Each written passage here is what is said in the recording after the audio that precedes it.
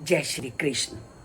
तीनों गुणों के लक्षण के बारे में बताने के पश्चात श्री कृष्ण आज के श्लोक में उन तीनों गुणों का क्या लाभ है उसका वर्णन बताते हैं और कहते हैं कि सत्वम सुखे संजायति रजा कर्माणि भारत ज्ञानम आवृत्ते तु तमः प्रमादे संजयति उत।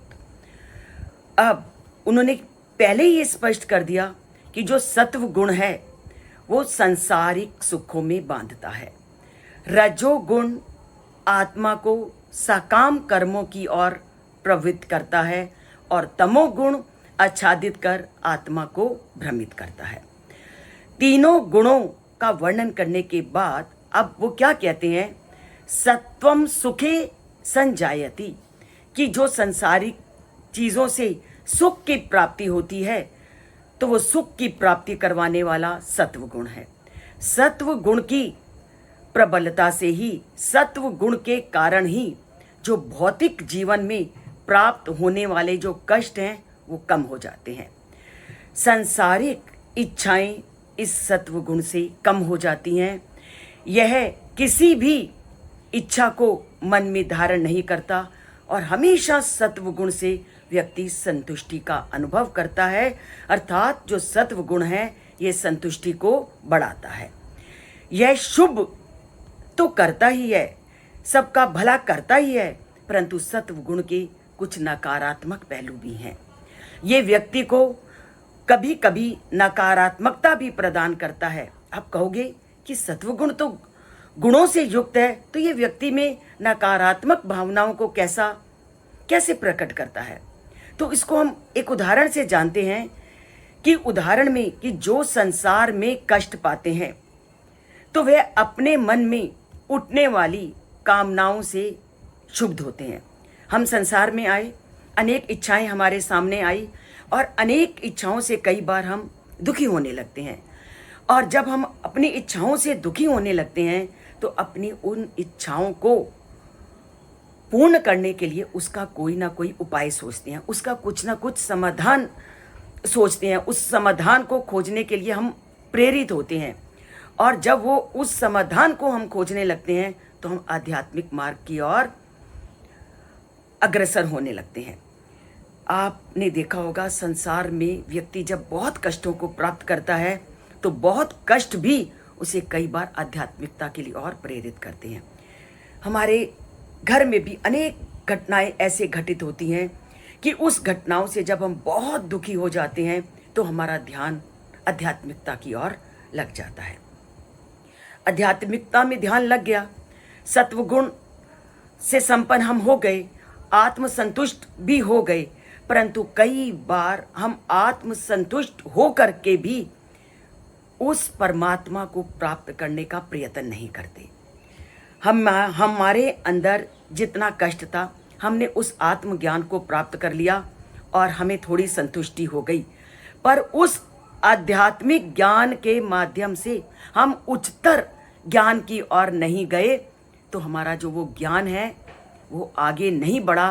वो ज्ञान से हमारे अंदर क्या है, बहुत बार अहंकार आ जाता है और वो जब जैसे ही उस ज्ञान से हमारे अंदर अहंकार आया तो आध्यात्मिक ज्ञान से हम फिर दूर होना शुरू कर देते हैं और जो अज्ञान और अहंकार है वो हमारे उस ज्ञान की सीढ़ी में हमारा बाधक बन जाता है।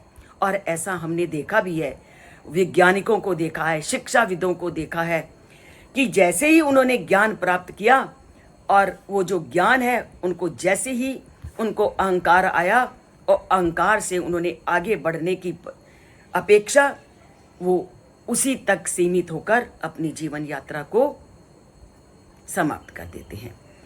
पर जब हम किसी कारणवश आध्यात्मिकता की ओर गए हैं तो आध्यात्मिकता को प्राप्त करके आने वाले अहंकार को अगर हमने नहीं रोका तो हमारा वो ज्ञान हमें आध्यात्मिक मार्ग में चलने में बाधक बनेगा और ये सत्वगुण का सबसे बड़ा नकारात्मक एक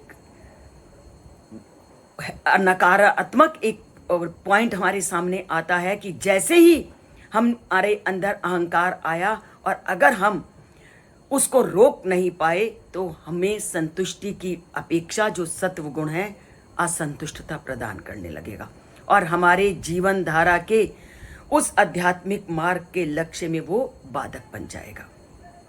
और रजोगुण के संपर्क में आते ही जीव आत्मा धार्मिक कार्यों से पूर्ण हट करके पूरी तरह से ग्रस्त जीवन में लिप्त हो जाती है और वह काम वासनाओं की तुष्टि के लिए ही कार्य करता है और अपने ग्रस्त जीवन को ही पूरी तरह से अच्छी तरह से चलाने के लिए कार्य करता है। ये रजोगुण वाले व्यक्ति की सबसे बड़ी पहचान है और अज्ञानता तमोगुण का सबसे बुरा लक्षण है।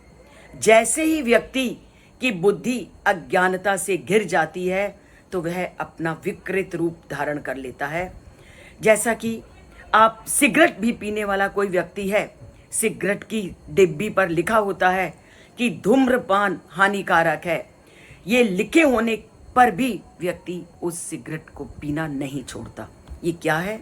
व्यक्ति को उसको गिराने का एक सबसे बड़ा कारण बनता है कि हमें पता है ये चीज़ गलत है, गलत होने पर भी जब हम उसको जीवन में अपनाते जाते हैं तो ये तमोगुण हमें अज्ञान के गड्ढे में निरंतर धकेले रहता है। श्री कृष्ण एक ही बात को बार बार इसलिए बताते हैं क्योंकि ऐसी बातें व्यक्ति के मनोमस्तिष्क में आसानी से नहीं आती, क्योंकि मानव की ये प्रवृत्ति है कि जो कुछ वह सोच रहा है, जो कुछ वह कर रहा है, उसकी दृष्टि में वह हमेशा ठीक होता है। उसको कभी नहीं लगता कि मैं गलत कर रहा हूँ, उसको लगता है कि मेरे द्वारा किया गया व्यवहार हमेशा ठीक है। इसीलिए श्री कृष्ण एक ही बात को बार बार बताते हैं मानव को, ताकि उसको पता चले, व्यक्ति पहचान सके कि जो वो कर रहा है वो ठीक है या गलत है।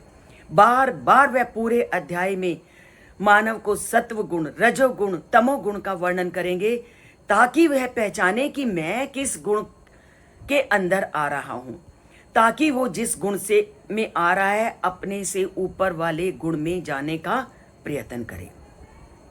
तो तीनों गुणों का वर्णन उन्होंने तीनों अलग अलग श्लोकों में भी किया और आज एक श्लोक में उन्होंने तीनों गुणों का वर्णन किया ताकि मनुष्य समझ सके कि इन गुणों को जीवन में कब और कैसे अपनाना है, किनको अपनाना है और किनको छोड़ना है। तो आज से हम रजोगुण और तमोगुण को छोड़कर सत्व गुण की ओर जुड़ते हैं और सत्व गुण के लिए श्री कृष्ण की कई बातों को अपने जीवन में धारण करते हैं और इस चैनल से जुड़कर और इसे सब्सक्राइब करके उसको लाइक करके सत्व गुण को अपने अंदर लाने का प्रयत्न करते हैं। तो जुड़ते हैं सत्व गुण से और ईश्वर के कहे कथनों से। अगर चैनल को सब्सक्राइब नहीं किया तो केवल एक बार सब्सक्राइब करना है और लाइक